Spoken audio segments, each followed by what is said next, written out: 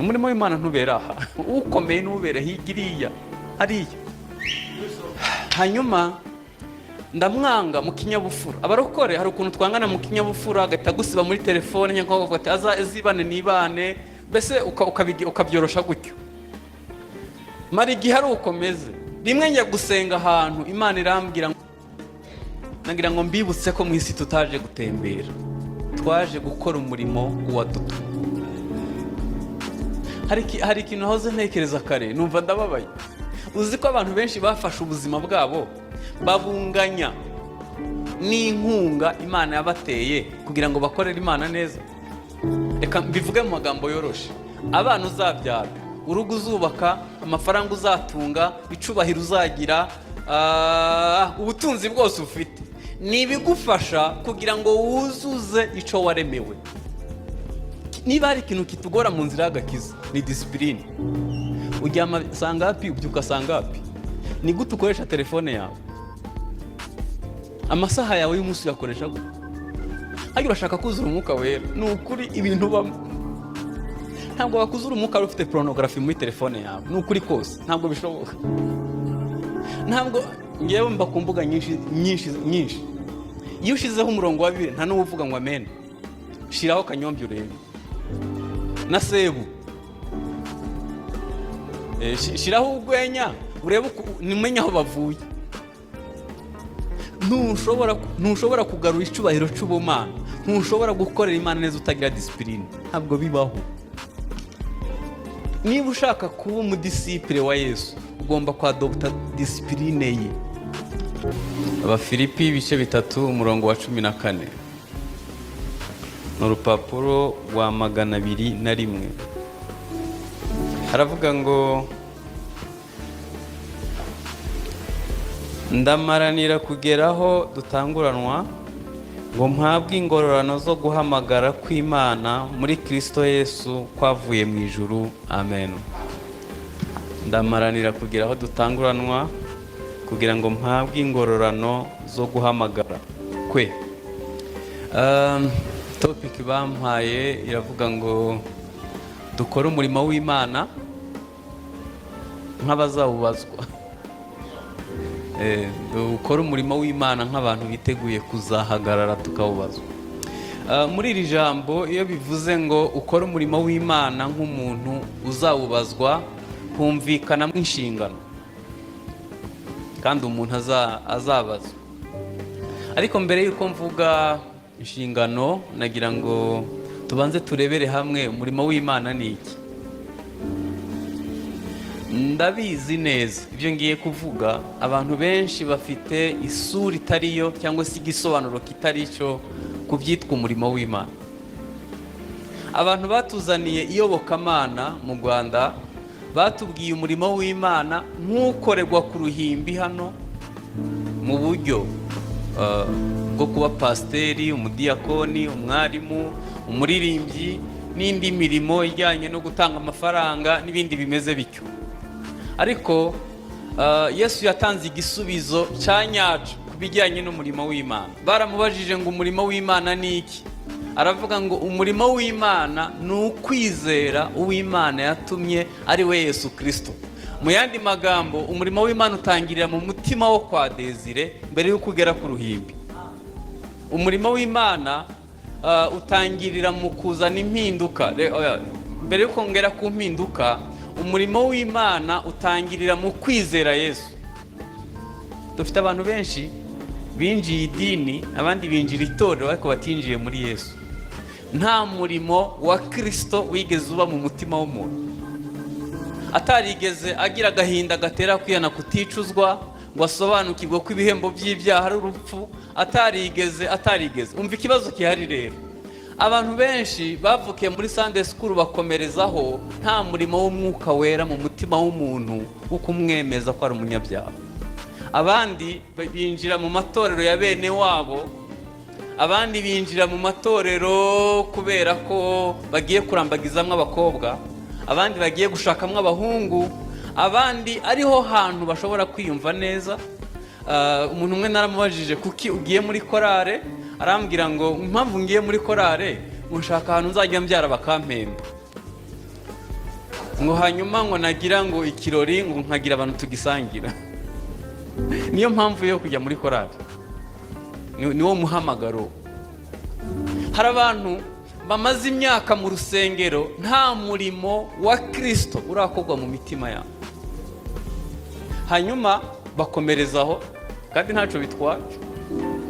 Umva ikintu kijya kibaho rero, hari ubwo umuntu avumbura ko Kristo nta murimo arakora muri we, ariko akaba bimaze mw'imyaka 30, 25, agasanga kubikosora biravunanye, agahitamo gukomereza aho yaragejeje. Kuko kubikosora ni ugusubira ku itangiriro, ni ugusubira ku irembo rirasukirwaho, ni ugusubira ku musaraba ugatangira bundi bushasha, ukemera ko Kristo akora umurimo mu mutima wawe. Aho niho hambere batangirira. Hanyuma umurimo wa Kristo ntabwo ari ukwemeza umuntu ibyaha gusa, hakurikiraho umurimo wa kabiri wo guhindura umuntu ku ngeso, ibyo twita kwezwa cyangwa se kubamba ingeso ku musaraba. Aho ndabizi ko abantu benshi bahakwebye, bahisemo kuba mu rusengero bakora umurimo w'Imana, ariko bataremeye ko Umwuka Wera akora umurimo mu mitima yabo. Niyo mpamvu mu rusengero tuba turi abatagatifu, hirya y'urusengero tukagira ingeso nk'iz'abandi bose. Kubera iki? Niba hari ikintu nzi kibabaza, ni ukwemera kubamba ingeso ku musaraba, ni ukwemera ko umusaraba ukwica ugapfa kuri kamere. Nicyo kintu nzi kibabaza. Uzi kubabarira utagusabye imbabazi ukuntu bibishe? Umuntu utagusabye imbabazi byibuze ngo umusomere cyangwa se umubwire akababaro kawe, kandi Bibiliya ikakubwira ngo ubabarire, birabiha. Wahitamwo kubyina hano, wahitamwo no gutanga amaturo, biroroshe, wahitamwo no guterana, ariko kwemera kubamba ingeso ku musaraba nicyo kintu kibiha. Kandi aha Yesu yaravuze ngo nushaka kunkurikira wiyange, ukora ibyo nyene bibisha, ariko bizana rezilita yabyo ni ugusa na Yesu. Iyo tuvuga ngo dukore umurimo w'Imana nk'uzawubazwa, nagira ngo turenge igiturisho, turenge n'urusengero, duhere imbere mu mutima, hanyuma dukomereze mu kwezwa no guhinduka ku ngeso, hanyuma turagira no ku yindi mirimo nyuma twabanje gusa na Yesu.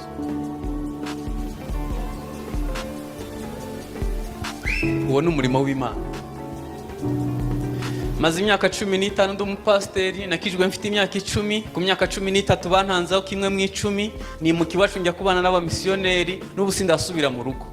Ariko ikintu cambihiye mu buzima ni igihe Yesu yansaba guhinduka ku ngeso imwe. Namubwira eko Yesu wambabariye kuko bitaryoshe. Akambwira ati niyo nzira aho niho ugomba kunyura. Niba ushaka kunkorera, niba ushaka gusa nanjye, aho niho ugomba kunyura. Rimwe na rimwe byansabye kubabarira abatansabye imbabazi. Umuntu yansanze mu rusengero mbwiriza, hanyuma aranyanga gusa. Nari mvuze ngo aranyanga gusa. Yari umukozi w'Imana ukomeye, dukorana umurimo w'Imana, hanyuma aranyicisha. Igisambo babwiye kunyica, ngira Imana asanga turi inshuti. Ariko njya ngura imigati nkajya gushaka abana bo mu muhanda, tugasangira, tugasabana. Noneho icyo twari inshuti. Arambwira ngo mwana, ngo ndayajya, ngo ariko sinakwica, ngo uri mwiza. Ariko kuba nsuhuje urupfu rukandeka, bimbikamwe umubabaro mu mutima.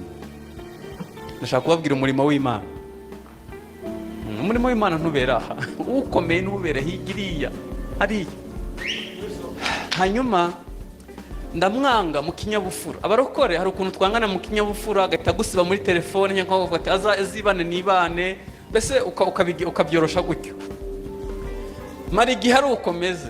Rimwe njya gusenga ahantu, Imana irambwira ngo abantu barakwanze nawe urabanga, kandi uwanga mwene data wundi ni umwicanyi. Ntabwo umwicanyi azaraga ubugingo buhoraho.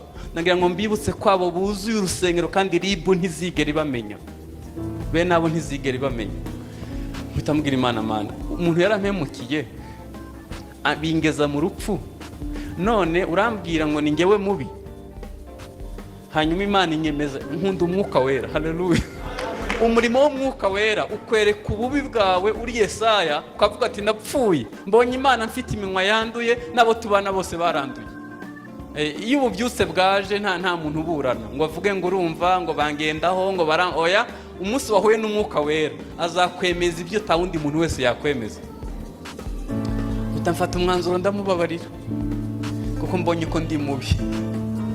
Ntimureba ibi kubyigisha biroroha, kubiririmba biroroha, iyo birimo synthetizer biba biryoshye, ariko umunsi Imana yagusabye kubikora nibwo uzamenya umurimo w'Imana icyo bivuze. Ndamubabarira mbura urukundo rwo kumukunda. Iyo namubonaga mbwiriza nahita numva ikintu gihagaze hano, ikintu kibi kibishe, nkumva ndabihiwe, nkabwira Yesu naramubabariye ko sindabona urukundo rwo kumukunda, wambabarira ukankiza iki kintu. Narasenze ashoboka nadashoboka, narasenze igifu kiranja, narasenze.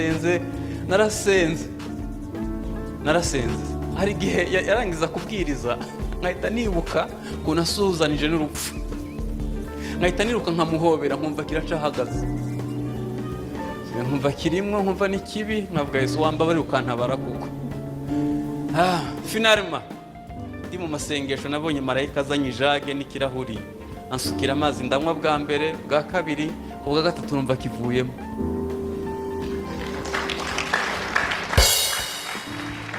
Iki mbabwiye iyo uteze uragitegera, ku meza muba muri kumwe, muri dushe ntugisiga.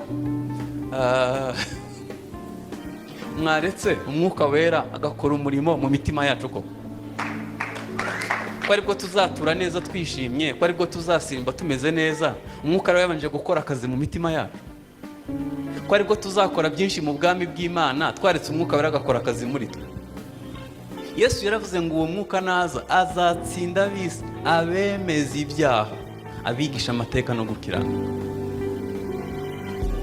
Iyo si inshuro imwe se, mbabwira indi. Iwacu tuvukana turi abahungu 7 n'agakobwa kamwe. Ako gakobwa turi Burundi kera mu ntambara, umuhungu yagafashe ku ngufu agatera inda, tugafite ari kamwe. Naye narapanze ukuntu nzashaka nkakazana iwanjye, nkakibagiza ko kavutse ari kamwe, nkagatetesha, kari kazi ubwenge mu ishure. Hanyuma ku myaka 13 umuhungu agafatira ku mugezi agatera inda, ahita arakabwira ngo nubivuga nzagukuraho umutwe. Kuko twari mu ntambara nyine araceceka. Hashira igihe tubona umwana we ahinduka, mwohereza kwa muganga he kilometero 45. Hanyuma muri consultation abwira muganga uko byamugendekeye, kandi amubwira ko bamubwiye ko nabivuga bazamukuraho umutwe. Nari mu mujyi wa Bujumbura mbimenye mpamagara polisi, sa nabi amaso atukura, ndababwira mujye kumfatira uwo muhungu mu mfunge. Bampa nimero za polisi ziwacu mu cyaro, mbahamagaye ndababura, ndahamagara biranga, nkubita telefone hasi ndakaye. Ijwi rirambwira ngo kurakaye. Ndarisubiza nti ntarakara, mushiki wanjye ntibamufashe ku ngufu kandi tumufite ari umwe. Ijwi rirangije rirambwira ngo umaze imyaka wigisha abantu kubabarira babiciye, wewe ntibamwishe bikunaniye kubabarira, uri umufarisayo, wikoreza abandi imitwaro udashobora gukozaho intoki. Ibi bintu iyo tubivuga wagira ngo nukunywa icyayi kirimo amata, wagira ngo nakaji keza, ariko nutangira kwemera ko umwuka wera akora umurimo muri wowe, uzamenya ukuntu bibishe. Birabiha bikazana umusaruro mwiza, ariko kuhanyura niyo nzira bita umusaraba, niko gupfana nawe no kuzukana nawe. Hanyuma mpita ntega n'isoni n'ikimwaro ukuntu nahagaze imbere y'abantu basigaye iheru nta n'igisanira, ukamubwira ngo babarira, ntabwo aribo ni Satani, ukagira ngo urimo kuvuga ururimi rworoshye kumva. Ngezeyo abantu barahurura, bari bazi ngo nje gukora ibitabaho. Ndababwira ngo uyu muntu ndamubabariye, ntabwo ari we, ni Satani yabikoze. Bivuga numva inkota yahuranye umutima. Hanyuma nyine ndababarira ndataha. Haje kuvamwe abantu benshi bakijijwe uwo munsi, kuko bari babonye nkoze ibyo muri kamere bitashoboka. ubu hari abantu bicaye aha bafashwe ku ngufu, bazi icyo mvuze icyo bivuze. Ubu hari abantu bicaye aha bagikubitwa n'abagabo buri joro, bazi kubabarira icyo bivuze. hari abantu bari aha bahemukiwe, bambuwe, bahuye n'ibintu bigoye. Abwira Imana ati mwami nkwemereye ko ukora umurimo mu mutima wanjye, umurimo wawe nubanziriza imbere muri njye. Iyo tuvuga ngo dukore umurimo w'Imana nk'abazawubazwa, natangiriye ku murimo wo kwemezwa ibyaha, nkomeza ku murimo wo kwezwa no guhinduka ku ngeso, hanyuma turaza ku murimo nk'inshingano. Ni naho ndi busoreze. Reka mbabwire akantu, murebe hano mwese mbabwire, ntabwo mu isi turi ba mukerarugendo, ntabwo twaje gutembera, twazanywe no kuzuza inshingano uwatuzanye yaduhaye. Mu ngobyi ya Edeni, Imana yabwiye Adamu guhingira ingobyi no kuyirinda. Muzasome neza, ntabwo Adamu yagize esheke mu guhinga, yagize esheke mu kurinda. Umurimo w'Imana ntabwo utangirira hano mu rusengero, utangira muri Desire mu guhinduka kwe, ugakomereza mu muryango we, hanyuma ugakomereza mu baturanyi bamwegereye, ukazabona kugera mu rusengero. Kuba twarize ko umurimo w'Imana uba muri korale, uba hano mu rusengero, rimwe na rimwe hari igihe bitwibagiza inshingano tugomba kuzuza higiriye. None se yewe ndi inshuti n'abajene, hari ukuntu umujene akubwira ati ariko hari igihe mbona papa mu rusengero, nabona yabwirije, nako iyo mbimenye ko ari bubwirize sinirwa nterana, kubera ko ntazi papa, nta rukundo rwa papa azi. Ubu hari abagabo bari hano, umudamu ahaguruka aje nko gusirimba hano cyangwa se aje nko kubwiriza, akunama kugeza igihe ari buhavire, kubera no kumureba mu maso akora ibyo kuri we ni ikigeragezo. Hari umugabo umwe w'inshuti yanjye, naramusuye mu rugo, yari afite umudamu mwiza cyane, ufite mu kanwa hirabura. Hanyuma ndamubwira ufite, nari mpaswe gucikwa kabisa, Imana ishimwe ko ntamuvuze. Ndamubwira ufite umugisha ukomeye, ufite umudamu mwiza, ufite mu kanwa useka neza. Ari imyoza nka bimwe by'Abanigeria. Arambwira ati ni wowe ubizi, ntiguteze. Arambwira ngo ntureba kariya kanwa ke, ngo iyo bigeze nijoro gacira umuriro.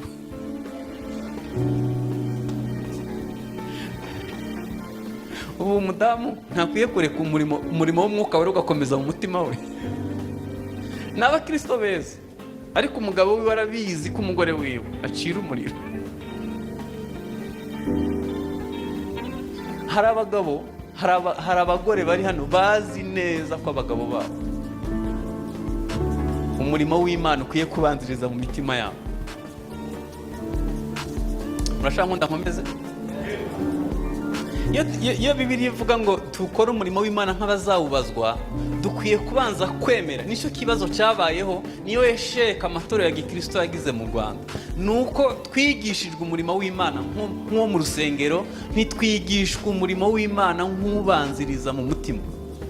Umva ukuntu Bibiliya ivuga, iravuga ngo hahigwa abantu bapfira mu mwami, imirimo izaza ibaherekeje. Hazabanza Desire mu mazina ye, Imana nimwemera, imirimo yakoze mu gipasiteri azayigororerwa nyuma ari uko yabanje kwemegwa. Kandi n'iyo mirimo nayo bazayinyuza mu muriro. Nituva inaha tuzasanga bacanye umuriro wizewe, bazaguhagarika hariya, bahamagare imirimo yose wakoze bayinyuze mu muriro ureba. Bibiliya iravuga ngo hari n'abazajya mu ijuru bameze nk'abokowe mu muriro. Imirimo yose utakoranye urukundo ushobora kutayigororera. Hanyuma urukundo ruva mu kwemera gusa na Yesu, gupfana nawe no kuzukana nawe. Uko ugenda wemera izo mpinduka, niko ugenda wubaka ubusabane n'umuremyi wawe, bikagera igihe gukorera Imana bikakorohera. Umurimo w'Imana utangirira imbere muri wowe. Adamu ntiyagize esheke mu guhinga, yayigize mu kurinda. Nagira ngo mbibutse ko mu isi tutaje gutembera, twaje gukora umurimo wadutumye. Hari ikintu nahoze ntekereza kare numva ndababaye. Uzi ko abantu benshi bafashe ubuzima bwabo babunganya n'inkunga Imana yabateye kugira ngo bakorere Imana neza. Reka mbivuge mu magambo yoroshe. Abana uzabyara, urugo uzubaka, amafaranga uzatunga, icubahiro uzagira, ubutunzi bwose ufite, ni ibigufasha kugira ngo wuzuze ico waremewe. Reka nsubiremo. Iyo umuntu abonye amafaranga menshi, ntibivuga ngo agomba guhugira mu butunzi bwe, ahubwo akwiye gukoresha amafaranga kugira ngo ubwami bw'Imana bwubahwe. Imana niguha umugisha wo kubahwa, uzibuke kubahisha abandi. Imana nikuzamura, uzafasha abandi kuzamuka, nico waremewe. Hanyuma birababaje rero ko agaciro kacu tukabonera mu mafaranga, mu modoka tugendamwo, mu mazu tubamo, tutazi intego cyangwa tutazi ico yaduhamagariye gukora. Imana yaduhamagariye kuyikorera. Kimwe mu byo yaturemeye, mu bintu byinshi yaturemeye, harimo kuyikorera. Hanyuma topic iravuga ngo dukore umurimo w'Imana nk'abazawubazwa. Ntarabyibagirwa, reka mbabwira akantu nzi ko gakomeye. Hari umunsi umwe nzahagarara imbere y'Imana. Dive na Dani na mama Dive bazaba badahari. Uko navutse mu nda ya mama ngenyene, niko nzahagarara imbere y'Imana ngenyene. Nzabazwa ngo ico twakohereje gukora waragikoze. Yesu ku myaka 33 yarashoje akazi. Aravuga ngo ibyo gucungura abantu ndabirangije, ushaka wese naza. Paulo ku myaka ye y'ubukuru yashoje umuhamagaro we cyangwa se umurimo yatumwe gukora. Aravuga ngo meze nk'ibisukwa ku gicaniro, soje urugendo rwanjye amahoro, n'abandi bose bazagenza nkange bazahabwa ikamba. Dufite abantu kugeza uyu munsi atazi ico yaremewe. Agaciro ke akabonera mu nzabamo, mu modoka agendamwo, mu biryo ajya. Mbega ibintu biciriritse, ibintu biciriritse bizarangirana nawe. Kubera iki? Ntuzi ico waremewe, ntuzi umurimo w'Imana ico bivuze. Niyo mpamvu ushakira agaciro aho gatakwiriye. Umuntu w'Imana, umuntu yasobanukiwe imvuga, arubashwa akize, akenye, agwaye igihe cyose. Umukozi w'Imana uheruka gutabaruka muri Korea Yongicho yaragwaye araremba. Hanyuma bamunyuza muri koridoro kuri brancard. Ahantu hose bamunyujije, aho yanyuze abagwayi bahise bahaguruka bose barakira. Warembye. Elisa yarapfuye baramushingura, hashira igihe kinini yarapfuye. Rimwe ngo bagiye guhamba umuntu, ngo bikanga igitero, ngo bapfa kujugunya ku magufa yo kwa Elisa. Uwo muntu ahita arabakurikira. Hari abantu basobanukiye umurimo w'Imana muri bo, basa na Yesu, bakorera Imana neza, no mu ipfa ryabo biba binejeje. Bibiliya iravuga ngo cyama nkazapfa nk'uko abakiranutsi bapfa, iherezo ryanjye rikaba nk'iryabo. Zaburi ya mbere iravuga ngo umukiranutsi icyo azakora cyose kizamubera ciza. Yagusuhuje biba ari byiza, yasetse biba ari byiza, niyo yapfuye nabwo biba ari byiza.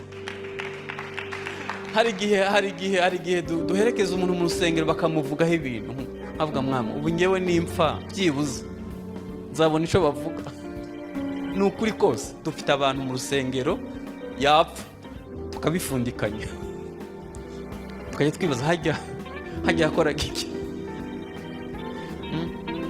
Kubera ko nawe nyine ico yaremewe ntakiza, ntaco dufite twavuga ko wasuye imfubyi, twavuga ko witaye ku bapfakazi, twavuga se ko byagenze bite.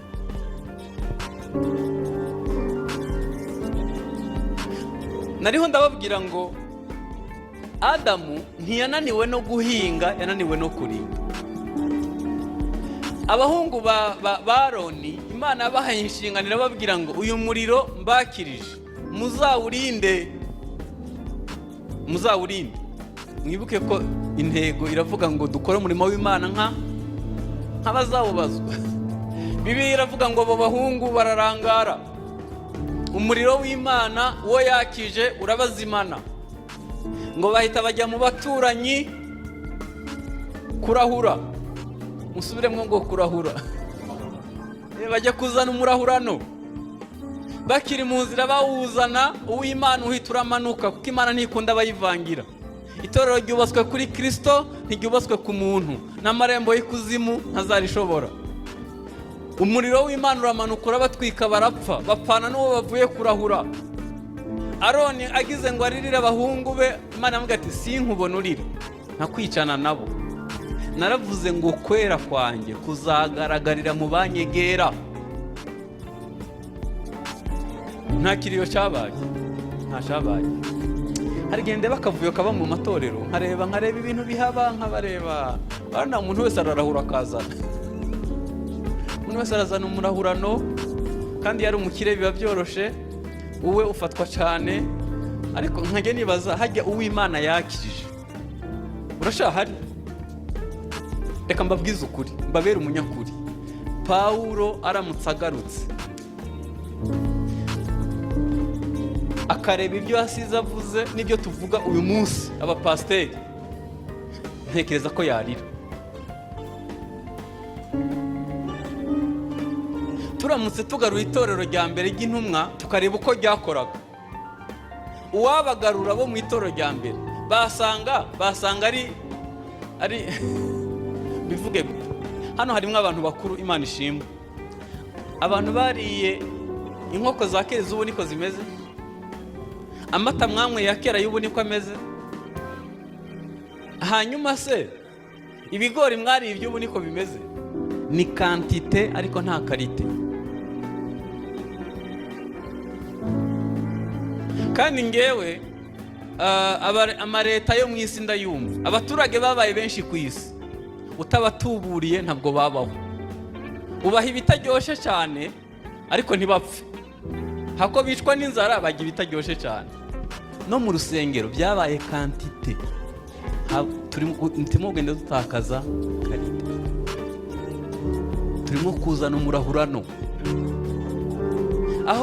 aho imbaraga z'ubumana n'umwuka wera bisimburwa n'ibyuma gusa bivuga cyane, bigasimburwa n'urusaku. Yego ni byiza, ariko ntibyuzuye niba nta kubaho kw'Imana kuri mu rusengero.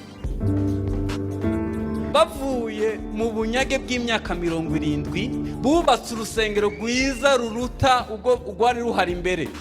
Bagujuje, abasaza bararira, abajene baraseka. Ngo abaturanyi bari ku mupaka wa Isirayeli ngo bananirwa gutandukanya ijwi ry'ibyishimo n'iry'umubabaro. Nagira ngo mbabwiye ikintu cyariza abasaza, nuko igihe bajya mu bunyage, Yeremiya yahishe isanduku kugeza uyu munsi ntawe uzi aho iri. Barizwa nuko n'urusengero rwiza rutagira mu isanduku. Abajene be kuko nta kindi bazi, bari bazi babonye urusengero gusa. Bene data, isanduku yari isobanuye kubaho kw'Imana, yari isobanuye kubaha amategeko, yari isobanuye harimo manu, ibiryo by'umwuka, harimo inkoni ya Aroni yarabije. Ibintu byose twakora bibuzemwo kubaho kw'Imana, bikaburamwo imbaraga z'ubumana, bihinduka ikindi kintu. Nari mvuze ngo Pawulo uwamuzana n'itorero rya mbere basanga tugeze kuri version murabona piratage igeze kuri. Iyo bakoze urukweto rw'uruhu mu Butaliyano, mu Bushinwa barupirata inshuro 5, kandi pirate ya gatanu bari nziza kuruta urwavuye mu Butaliyano, ariko itwika amano ntiwayambara icyumweru. Beneda, nagira ngo mbabwire ko umurimo w'Imana ukwiye kurindwa, ukwiye kwitabwaho, ariko nanone ukogwa neza n'abawusobanukiwe. Haleluya. Nkwiye gukora umurimo w'uwantumye bikiri ku manywa, kuko hari igihe buzira, hari igihe nzaba ntakibasha gukora. Muri iri jambo, muri iyi ntego baduhaye harimo inshingano. Dukwiye kuyuzuza, dukwiye no kuyirinda, dukwiye kuba twarayisobanukiwe, kuko hari umunsi umwe tuzabazwa icyo twatumwe gukora. Hano Pawulo yavuze ngo yavuze ngo ndamaranira kugeraho dutangurana. Reka mbabaza, iyo byise ishiraniro cyangwa bikitwa kumarana, ubwo murumva hari imikino irimo? Nta mikino irimo.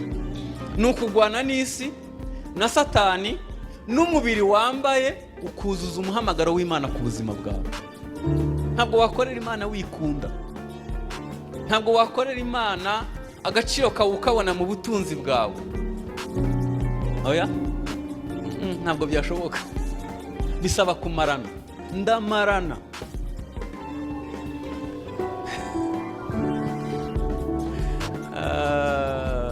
Abantu babijemwo dusirimba, ibyuma bivuga cyane, twicaye ku ntebe nziza n'amakaro. Ntabwo bari bwumve kumarana. Kandi twebwe hano nta nubwo twabyumva, kuko dusenga imiryango ikinguye na leta ibyemera, baducunga umutekano nta kibazo dufite. Ariko abari hano haruguru Somalia na Sudani haruguru yaho bazi ibyo mvuze, bazi kumarana, bazi ikiguzi cyo kuba umukristo. Aho umuntu abatizwa hano tukamukorera umunsi mukuru, hanyuma n'abataje bose akabibazaho, hari undi ubatizwa ategereje isasu, kavuga ati ndabyemeye, nakiriye Yesu umwami n'umukiza, kandi azi ko ari buhita ajya mu ijuru mu kanya. Twebwe birimo umunyenga, niyo mpamvu mubona twabidiriwe byoroshye cyane. Paulo yavuze ngo ndamarana. Yavuze kumarana, abazi icyo avuze. Umunsi umwe Paulo yigeze kwirata, aravuga ngo ndirata inkoni nakubiswe. Abaroma bagiraga inkoni bakubita igahita izana inyama, ifite imikobi 7 nakoroshe ku mutwe. Bamuteye amabuye 2, basiga yapfuye, azugwa n'imbabazi z'Imana. Ubwato bwamenekeye mu nyanja inshuro nyinshi. Paulo yabayeho mu kaga gakomeye, amaranira ubutumwa bwiza no kuzuza umuhamagaro w'Imana ku buzima bwe. Hanyuma umunsi umwe arirata, avuga ngo ndirata gukubitwa, akaga natewe na bene data b'Abayuda. Arirata ageze ku byo twebwe uyu munsi twirata nkaho bimeze nkaho ari ingororano. Aravuga ngo bitekereza nk'amase. None ubu ufite amase menshi niwe aba ari umugabo. Ufite amase menshi aba ari umugabo. Ba Petero baravuze ngo ifeza n'izahabu ntazo dufite, ariko hari ikindi dufite, mu izina rya Yesu haguruka utambuke. Ubu byaracuramye, ifeza n'izahabu zaraje, ariko irivuga ngo haguruka utambuke ryarabuze. Ubwiza bw'urusengero rutagira ngo kubaho kw'Imana nta hantu bitandukanira n'andi materaniro yose. Ikintu dukwiye gusenga ngo kigaruke ni ukubaho kw'Imana mu nzu yayo. Mu bwami bw'Imana umuntu akorera Imana, azi uwo akorera, ashobora no kurinda uwo muriro bakugi cyane. Hano Paulo yavuze ngo ndamarana kugira ngo tugere aho dutanguranirwa. Ubwo bijemwo na kuruse nanone, bitangiye ari imigwano kumarana, none bijemwo gusigana.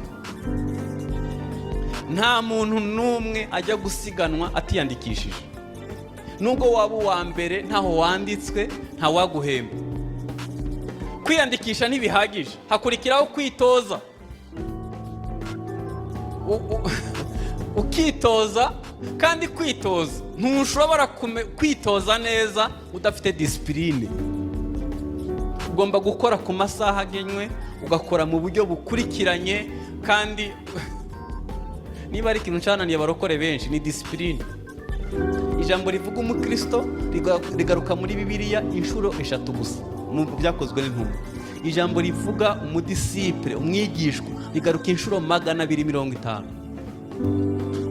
Twafashe ubuzima bwacu tubwubakira ku bukristo gusa. Ijambo rigaruka 3, twibagirwa kuba bigishwa ba Kristo. Rigaruka inshuro 250. Niba hari ikintu kitugora mu nzira y'agakiza ni disipline. Uryama sangapi, ubyuka sangapi? Ni gute ukoresha telefone yawe? Amasaha yawe y'umunsi uyakoresha gute? Hagira urashaka kuzura umwuka wera, ni ukuri ibintu bamo. Ntabwo wakuzura umwuka ufite pornography muri telefone yawe, ni ukuri kose, ntabwo bishoboka. Ntabwo ngewe mba ku mbuga nyinshi. Iyo ushizeho umurongo wa 2 nta n'uvuga ngo amen. Shiraho Kanyombya urebe. na sebu. Shiraho urwenya urebe nimenye aho bavuye. Ntushobora kugarura icubahiro cy'ubumana, ntushobora gukorera Imana neza utagira disipurine, ntabwo bibaho. Niba ushaka kuba umudisipure wa Yesu ugomba kwadopta disipurine ye. Mwari muzi ko Bibiliya iyo usomye iminota 30 yusoma umwaka umwe gusa, kandi ibitabo mwasomye ngo mubone diplome ya kaminuza ni byinshi kuruta Bibiliya.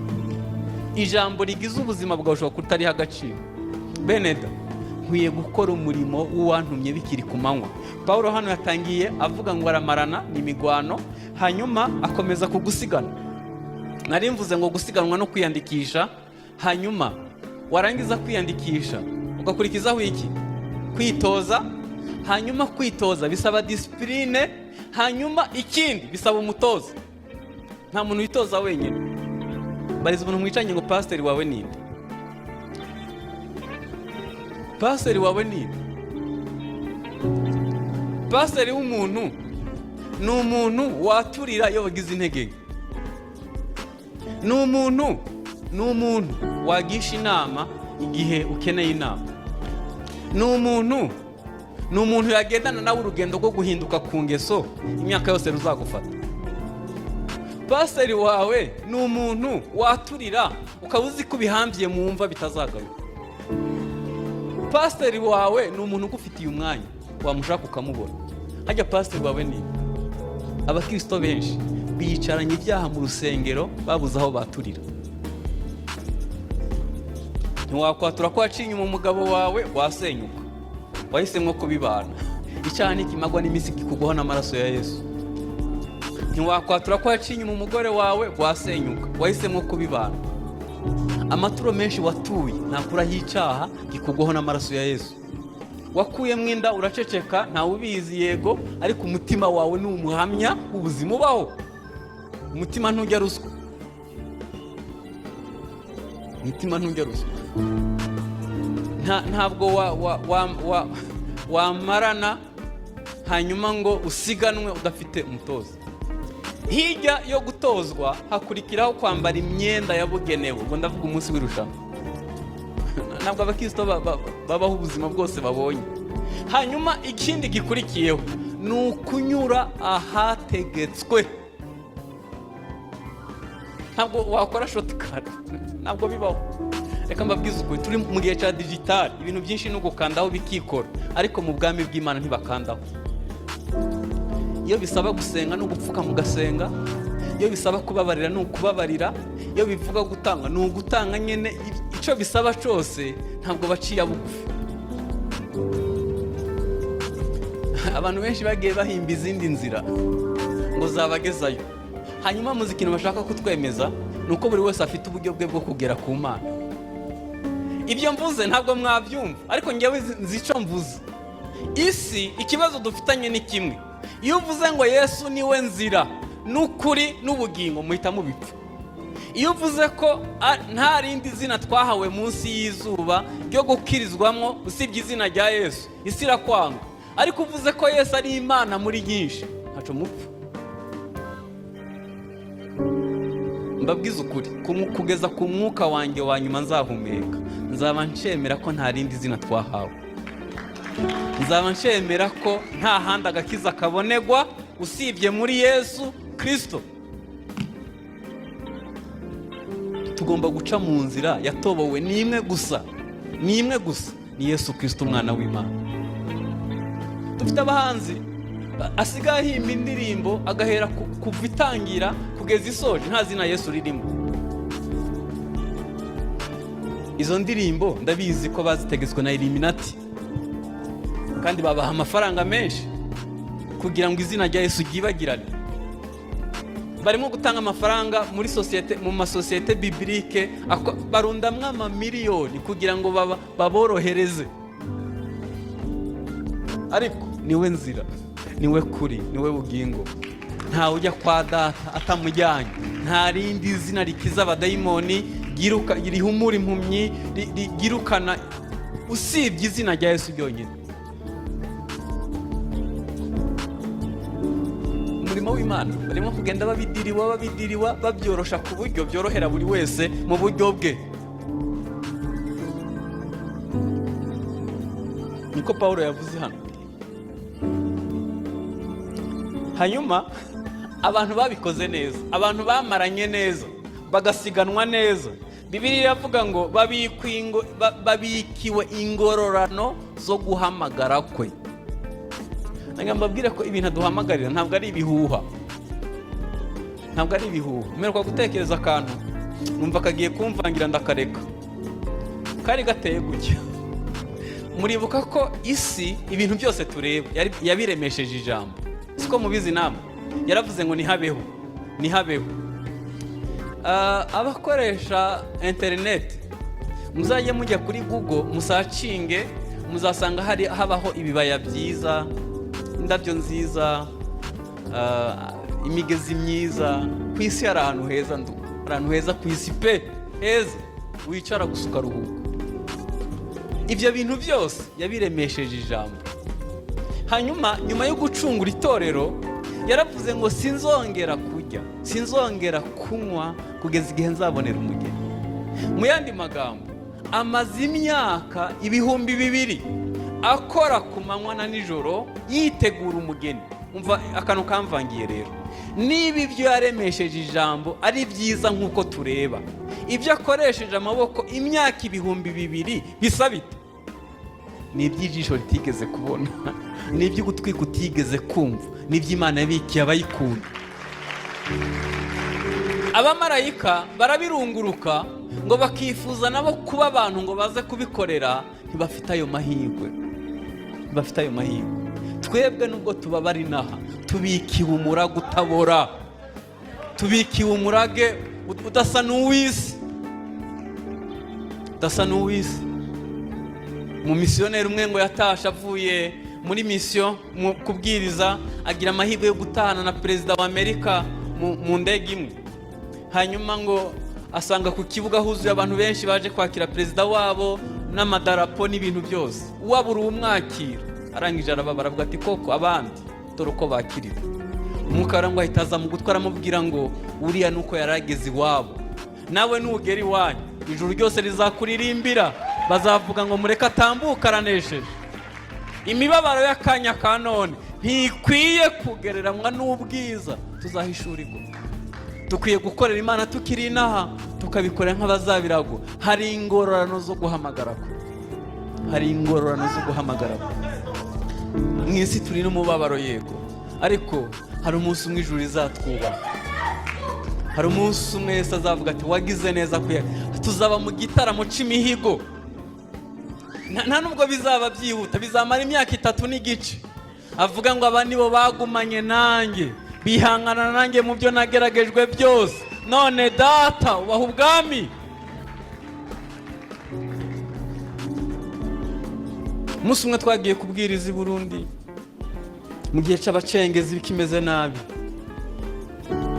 Hanyuma tugeze imbere aho twari tugiye gutangira kuzamuka imisozi, twagomba kugenda amasaha 8. Dusanga barangije guca imitwe abasirikare 6. Duhungira ku gisirikare cyari hafi aho, turababwira ngo muduha abasirikare baduherekeze. Umuriyetene yari ahari, umujinya uramwisha avuga ati muri bazima cyangwa mwarasaze? Ndangije gupfusha abasirikare 6. Muragira ngo mbaha abandi bo gupfa, mugende mupfe mwenyene mwarasaze? Dukora inama turi 3, turavugana ngo ruguru imurambi itorero riradutegereje. Bateguye igiterane, baratwizera, baradutumira. Nubwo dusaba guca mu rupfu, tugende tujye kubwiriza. Turavuga ngo nibatwica, aho tuzaborera Imana izabihaza. Impanda nivuga tuzaba mbere kuzuka. Duhita turazamuka turirimba, turazamuka. Tugeze hejuru dusanga barimo kwica abantu, abacengezi. Nicara hasi mbwira Yesu, mfanye ubuto, nari umujene muto none ndapfuye.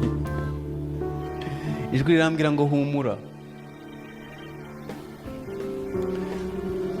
Mukanya nko mu munota tutuzuye Imana iradutabara, baraduta bariruka. Hanyuma turagenda dukora igiterane. nijoro baraturasa ijoro ryose. Kubw'amahirwe tubaho, bukeye turongera turabwiriza, hanyuma turataha. Icyo nashaka kuvuga ni iki: nubwo byadusaba gupfa, nitunapfa mbere, aho twaboreye Imana izabihaza. Impanda nivuga tuzaba mbere kuzuka, hanyuma basigaye mu isi bahinduke badukurikire.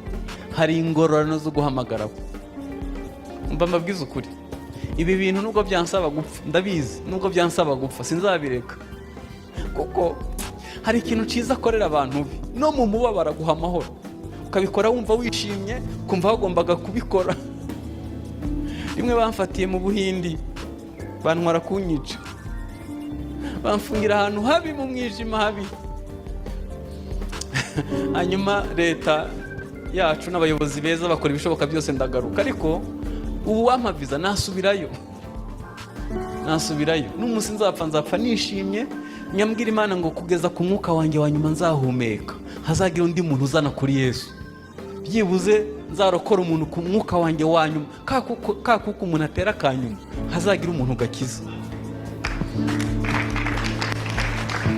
Nagira ngo mbabwire, mwe guheranwa n'imibabaro. Ngewe hari umwanzuro nafashe. Ndi mu bantu bafite amasezerano atihuta gusohora. Igihuse mbere yandi ryamaze imyaka 8. Hanyuma irikurikiyeho ryasohoye hashize imyaka 18. Hanyuma irindi iheruka gusohora vuba ryari rimaze 23. Ariko nafashe umwanzuro, amasezerano Imana yampaye ntazanteranya nayo.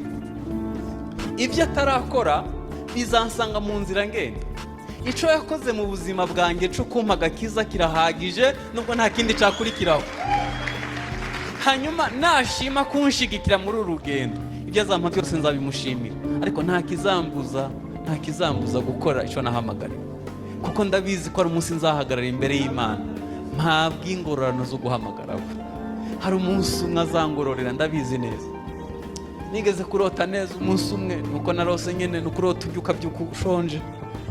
Narose urugendo rwanjye ndimo kugenda, hanyuma ngera ahantu numva ibirenge bivuye ku butaka, nyura mu kirere. Ikirere numva cyose kiraririmba nk'amazi asuma, kivuga ngo mureka atambuka aranesheje. Niba hari ikintu kijya kimbere igitsika mutima, niyo nibutse uwo munsi. Hari umunsi umwe ijuru rizatwubaha, hari umunsi umwe ijuru rizubaha abantu bakoreye Imana, abavuga ati aba nibo bagumanye nanjye mu byo nageragejwe, none data ubaha ubwami. Dufite inshingano yo gukorera Imana.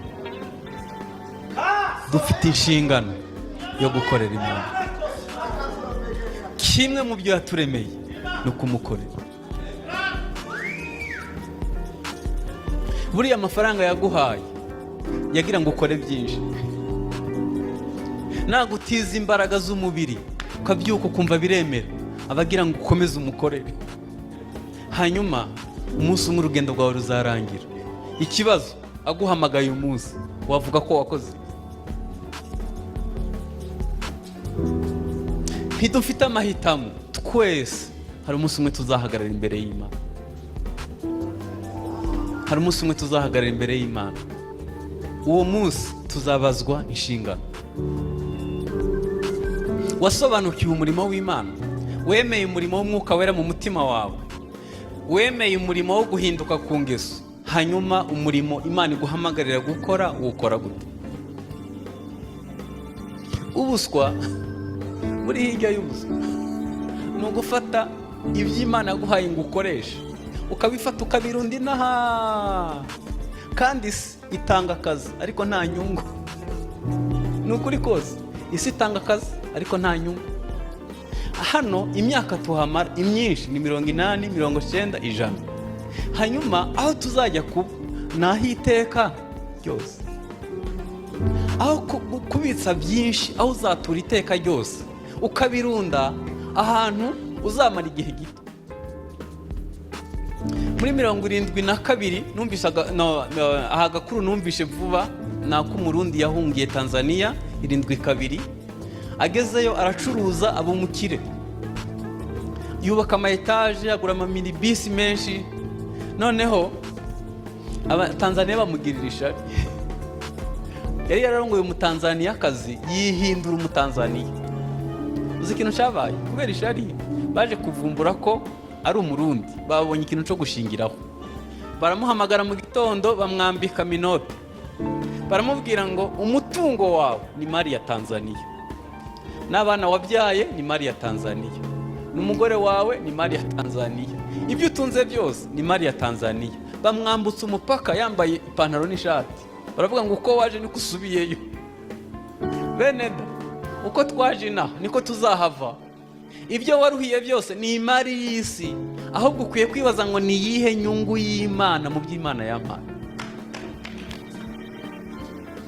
Niba Imana yarakugaburiye ukaba utagaburira imfubyi, ntabwo wamenye umurimo w'Imana.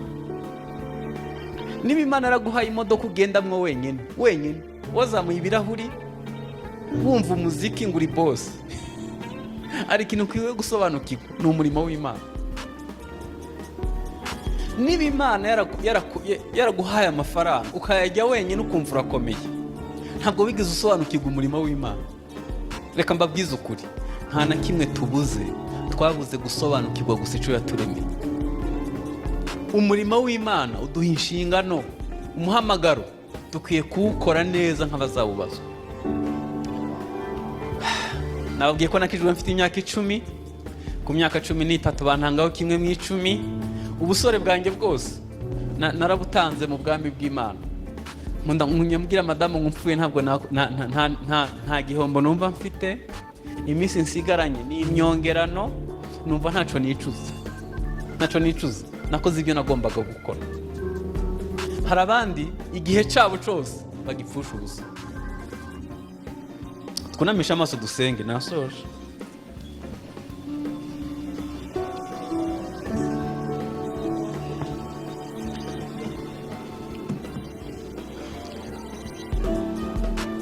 Hari umuntu yabaye yicaye muri iri teraniro avuga ati nge reka ndeke uyu munsi nemerera Umwuka Wera akora umurimo we mu mutima wanjye, anshoboze guhinduka no gusa na Yesu. Niyo nifuza ko dusengana. Umuntu avuga ati umva mwami, nkubereye umunyakuri, ndabizi ko ahantu hangora, nemereye Umwuka Wera nakora akazi muri nge. Waba uramutse uhari, haguruka dusengana. Ubwiza Imana kwibwira ati mwami, nguhaye uburenganzira, injira muri cya cyumba, injira no muri cya kindi, na cya kindi ukinjiremo. Nta hantu hakora akazi, nawe uhakora akazi. Wowe gusa umubwiza ukuri, yiteguye kugira icyo akora mu buzima bwawe, kandi nyuma yaho uzakomeza kuzuza inshingano zawe z'umuhamagaro. Nyakubahwa Yesu, kuri aya manywa tuguciriye bugufi. Paulo yavuze ngo ndamarana, ndasiganwa. Birashoboka ko twaciye inzira ya bugufi, birashoboka ko tutiteguye, ariyo mpamvu mwirasaniro twatsinzwe. Birashoboka ko twakoze umurimo w'Imana nabi, birashoboka ko twikunze, birashoboka ko twananiwe. Tukubereye abanyakuri, tuguciriye bugufi, waduhamagaye ngo tubabarire kandi ngo twibutse inshingano. Ndasenga kuri aya manywa kugira ngo buri wese umwibutse ko hari umunsi azahagarara imbere yawe, akwiye kubikora neza, akwiye kuzuza inshingano ze, kugira ngo azahagarare adafite isoni, adafite ikimwaro, kuko yujuje inshingano ze. Dushoboze kugukorera bikiri ku manywa, kuko buzira igihe tuzaba tutakibasha gukora. Dushoboze gukora icyo duhamagarira. Ineza wibane natwe mu izina rya Yesu.